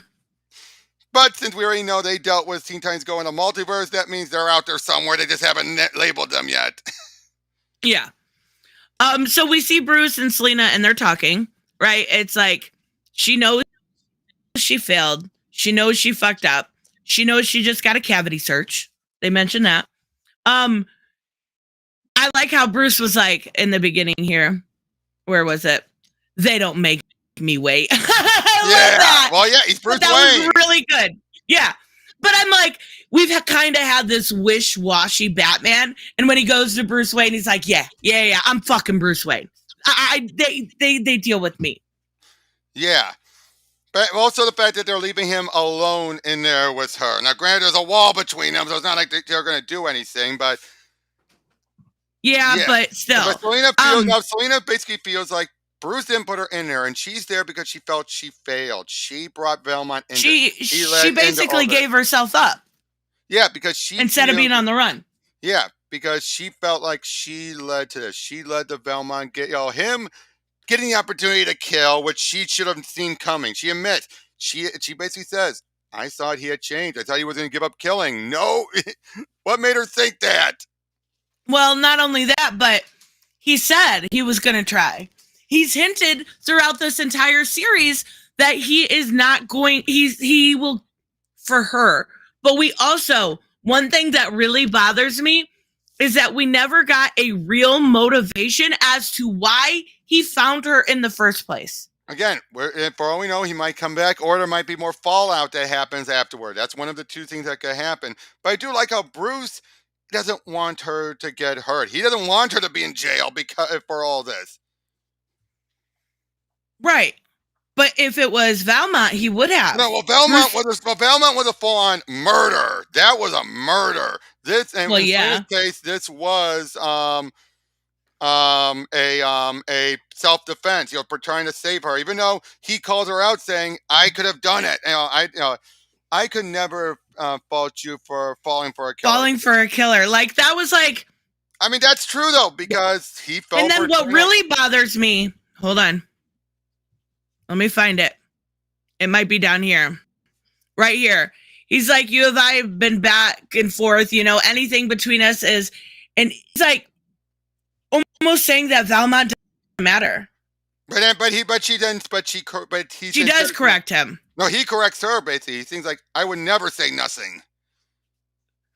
Which is fair, but like, you kind of were hinting at that, buddy. No, I don't think so. I don't think so, but the fact we don't know what he was going to say. Fine. This was stupid. But then she fights on fucking purpose to go in solitary. She literally because she doesn't want to be out in the open. Because we got Big Bertha over here, and she wants to go into solitary, and this isn't going to be a double-page spread because it's a PDF, but it is a double-page spread. She fights, and she goes into solitary, and for 72 hours. And they're like, why don't you start doing some thinking? And she starts this. And then she prays. Now, I do love this. Okay, let me talk. Sorry. This I fucking love. Because there are times that people that we have been to that point where we are so down. Even if you don't, everybody before death, if they're scared, or everybody when they're down, start praying. You can't tell me if you weren't going down in a plane, you wouldn't be praying. And that's what she's starting to do. And I really, really like that we've taken her so far down. She realizes what she's done, and she starts praying. Yeah, like Maggie, like her sister Maggie, which I loved. I love that reference to Maggie. Maggie's gone. Maggie's not gone. She left Gotham in Right. But yeah, I get what you mean. No, she was a part of the clergy. She was a sister. Yeah. But I just say Pikachu made a good point. That was one of the mafia godmothers from Gotham Knights back there. Oh my God, yeah. Go back and look. She looks just like one of the mafia godmothers. Oh my God, that's funny. But yeah, I love this whole praying thing. That's fits. Yeah. Right there. Oh my God, that's perfect. She looks just like one of them. Yeah, she does. But yeah, I think that was really good. She started praying. She started, she's really down on her luck. She's got her hands down. She's on her knees. And she's like, please make sure someone feeds my cat. Yeah, I think Bruce will. No, Dario is staying at her house. Oh, right. Duh. Yeah. He told Iko that, and I think that's why how they're gonna communicate is use her house. But this was really cute. Duchess shows up. I don't know how that's even possible. I don't know. Like, I'll of course it couldn't happen, but Duchess shows up. Yep. And Duchess looks so much better drawn when it's a different person. And Duchess almost glows. I love it. I love the design. And that's actually Duchess is how her and Valmont got together. Because again, we don't know the motivations of why, but he delivered Duchess to her. What's that? I have a theory. What if Valmont actually is still alive? Or was brought back and sent Duchess there to Selena? That could very well be. Or she's a mole of Talia still working. I don't know. But the fact that why did Bruce show up? It's the 50th issue. You needed Bruce there. Yeah. And they're not going to go their own stuff. It's not like they're going to break up forever. I'm sorry. Despite, even though DC's put a hold on them getting together, it doesn't mean that they're going to just make it toxic between the two. Yeah, but it would be nice if they would stay away a little longer. At first, when they first separated, during Joker War, I was like, no, that's stupid. And now I'm like, stay away. Well, to be Stay fair, away. really, aside from appearing that last bit during the end of Ram B's run, he hasn't shown up since. Yeah. Yeah, it's been a while. I love this right here. When she's thinking about it, she's thinking about Velma and their time together, and she's got her cat suit. He's got his outfit. I like that picture. I think that's really good. But she stays. Duchess stays with her while she's in solitary. And it says next, there's a new alley cat in town. So clearly, we're going towards an eco Catwoman. Or yeah, I think that's how it's said. Eco Hasawaga. And Tomcat, and gonna give them some light. And I'm You know who I want brought back? Maggie? I want Holly. And Holly would be great. And I want Holly back and keep back in canon that she was a Catwoman too. Yeah. Granted, and her lover. Right, but granted, that would mean they'd have to acknowledge that time when Selena was pregnant, and I don't think they'd want to do that. Yeah, probably not. Seriously, that was a dumb story. I really think this was a waste. I like Teenie Howard's Catwoman run. I want to be fair here, and I will continue to read it. And I will probably get back to the point where I understand what she was doing with it. But it just felt so silly to me to take this character away that was very, like, if you're trying to bring Selena to her knees, then you cannot bring Valmont back because she has to go through, or you make him a villain, or you make him a villain, or you make him more of a villain. And that is also how that could admonish her from this murder and get her out of jail. Also, if he did, I just realized she's also in jail not because of the murder, but because of all the other stuff that happened. She's the one who got the rap for it because Punchline got away and she took the fall. Yeah, but there's ways out of that. Like, true, but I was just saying there is, but I here's something really hope. What's that? Here's something that Compliment pointed out. Maybe Selena was the target, but he fell in love with her, so he went after Batman instead. So what? Because no way something with Holly would allow it. What if he gets brought back and gets reminded of his mission? And gets the bloodthirst of the Lazarus Pit. Yeah, so he becomes he starts to hate her. Yeah. Yeah, I agree. Raymond, Father Valley is in Azrael. Azrael's run. But yes, he was a very good villain. I want to be clear. I like what Teenie is doing with Catwoman. I liked Ron V's run. I liked Joelle Jones' run. I even liked when Sean Gordon Murphy and Blake Northcott did a couple issues together. But this has been the best Catwoman run in a very long time. And I have not been disappointed a single issue. Until now. And it basically feels like all that lack of disappointment came back with interest. Yes, because it's frustrating when you enjoy a book so much to have characters that were truly, I thought, great together. Like that issue where they were falling out of the plane and just the way that they looked at each other, the way that they felt, what they said, I thought it was really, really good. I thought that it was much better for Selena. I enjoy Selena as a hero. I do. But sometimes that anti-villain is better. Tavia, first of all, we don't know how things are going to be like after Lazarus Planet. We don't know. Why can't they use the Lazarus Pit anymore? They just did in Harley. Because, they just did in Harley, yeah. But because as of the right moment in Batman versus Robin #4, they're boiling. All the Lazarus Pits are boiling. You put them in there, I haven't read that yet. They come back, they're going to die from the heat. So if that's the case, then it's likely they won't. I don't know. But again, we don't know. There could be there's still other ways to bring him back. But it also felt like, how do you say his name? Amygdala. He was just cannon fodder, a muscle-bound cannon fodder.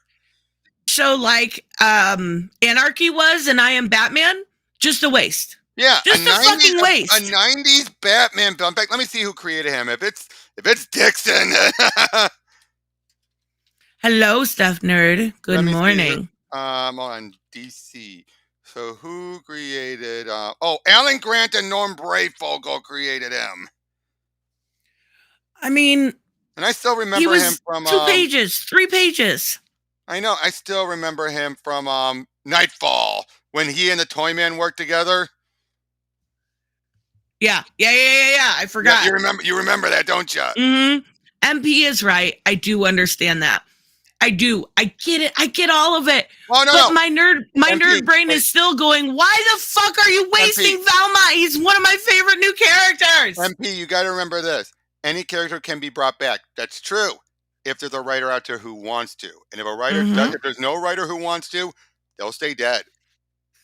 Like Miracle Molly's been in jail. They haven't touched her. No. They did bring her back in dead during that in Urban Legends. Was that I didn't read that shit.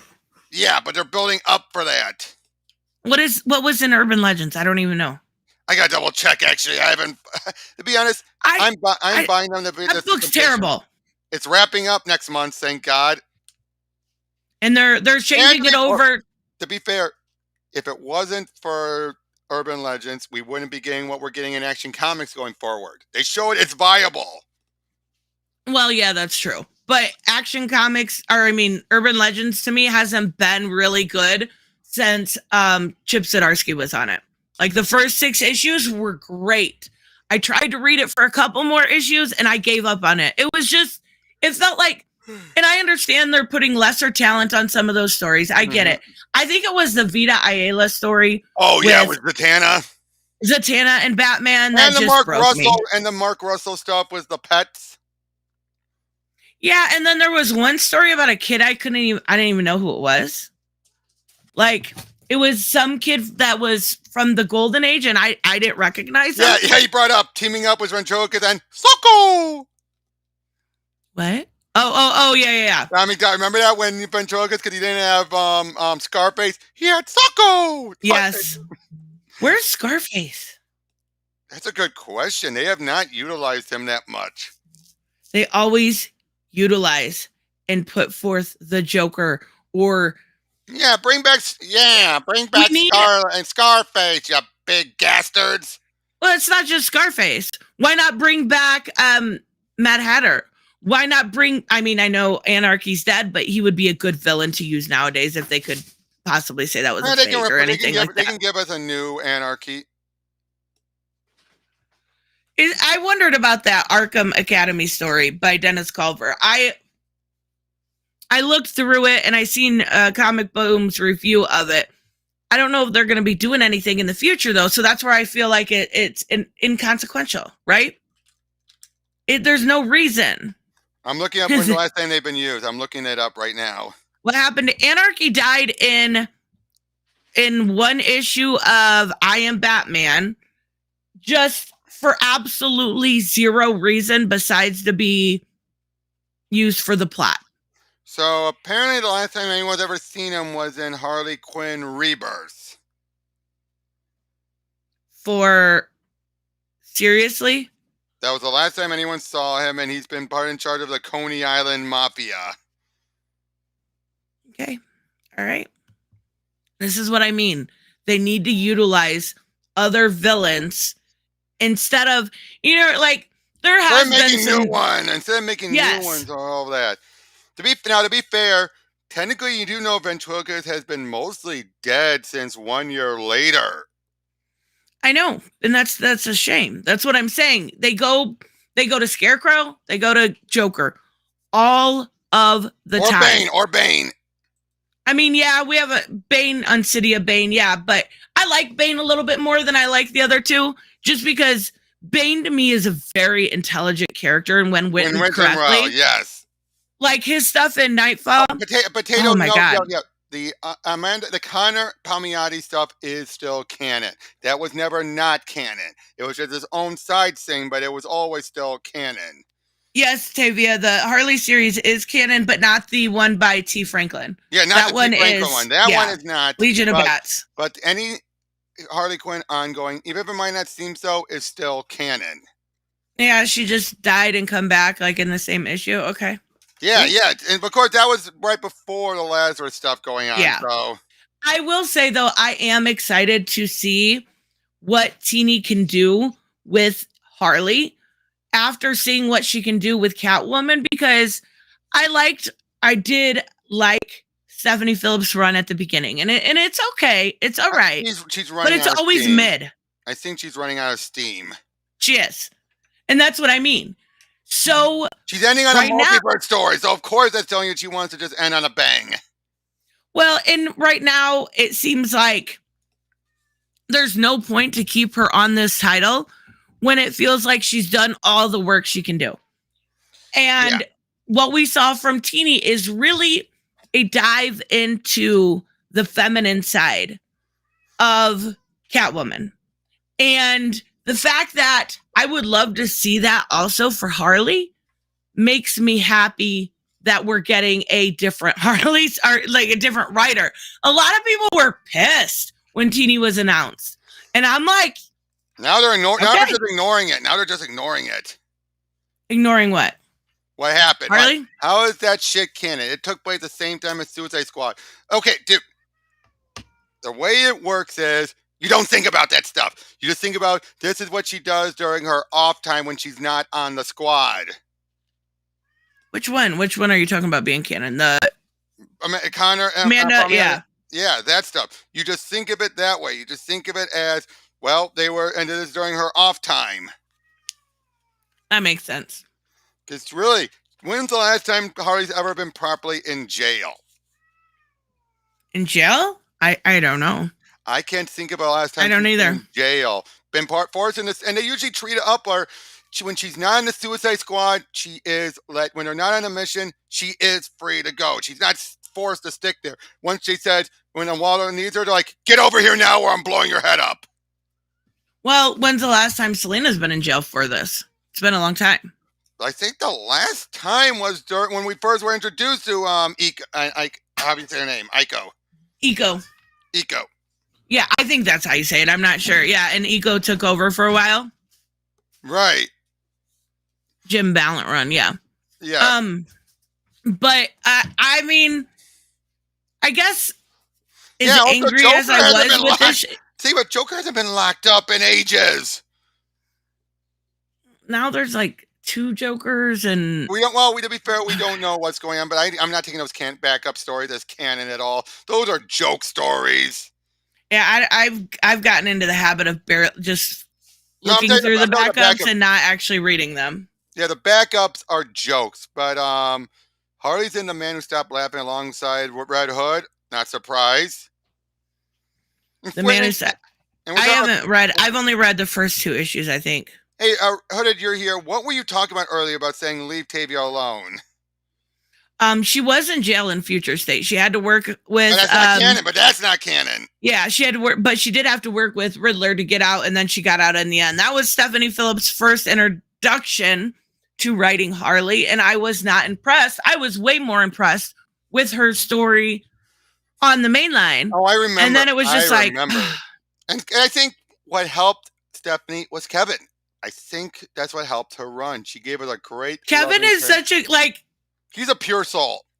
Yes, and Kevin dying would be like Valmont dying. Like, it feels like a betrayal to the reader once you get invested so much. But I do understand that emotion is what they're going for. I get that. But holy fuck, you just killed the best thing that happened to Selena in so long by her own hands. She killed Valmont with her little fingernails to save Batman, like he couldn't save himself. Fucking Batman. No, Kevin didn't die. I'm just using that as a yeah. No, but this is she had to save the day. Batman could have killed himself. Saved himself. He's fucking Batman. Oh. No, she's fucking Batman.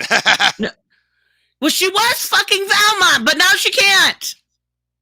Because she killed him. Well, first of all, Hooded, when I said brick wall, I said, I'm not talking about Tavia. I was saying in general, and I was making a joke about how when I talk to people, sometimes it feels like what I'm saying doesn't seep in. That's what I meant. I wasn't saying talking to Tavia was talking like a brick wall. I was saying as a joke in general, saying how so many times I'm talking to people, I'm explaining it, but then they're saying, yeah, but what happened? I'm like, I'm telling you what happened. What am I talking to a brick wall here? To be fair, sometimes it is like talking to a brick wall with me. So yeah, that's what I meant and hooded. I wasn't saying about, I even said, I'm not saying it's about just about Tavia. I'm saying about anyone. That's what I said. I made that very clear. I was talking about people in general when I make that type of discussion. This Batman fucking fell from space. Different writer. I don't give a fuck.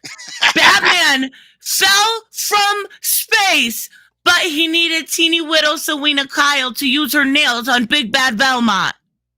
Kiss my ass. Are you kidding me?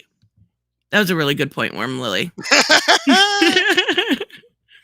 Goodness gracious, what a mess. I want you guys do understand what I was saying, right? When I made that brick wall comment, that wasn't directly at Tavia. I was making a general statement of saying when I talk to people in general, sometimes feel like I'm talking to a brick wall. Oh, I knew what you meant. So what do you have going on at your channel this week, Robert? A whole bunch of pro teaches noobs. Even Bianca and I even got recorded our Christmas Eve and Christmas Day stuff. They're Hulk related. Green and red Hulk, the colors of Christmas. That's awesome. That's really cool. And hopefully I'm pushing for next Wednesday on the December 28th. What would have been Stanley's birthday. I'm hoping to do my 150th lesson live, going over Just Imagine Stanley creating the DC universe. I'm hoping any of you guys can show up. You, Tris, I'm hoping you can make it. Okay. Oh, yeah. Joseph, you and I, that will be our 151st lesson afterwards. I'm not going to be posting that until after I do the 150th. But hell yeah, All-Star Superman finally realized why Superman's not a punk. Not a punk. Not a punk. But no, that's right. Okay, and then I will I have a Wednesday video coming up on Christmas Eve, and then I want to finish Arkham. So I want to finish Arkham Origins tomorrow. You will probably finish it tomorrow. You probably I'm hoping so. Because you're in Blackgate. There's really not much more to do. You have like one more Predator sequence or so, and then a bunch of fighting, and then you have the Bane fights. Hell yeah. Hell yeah. Possibly, okay.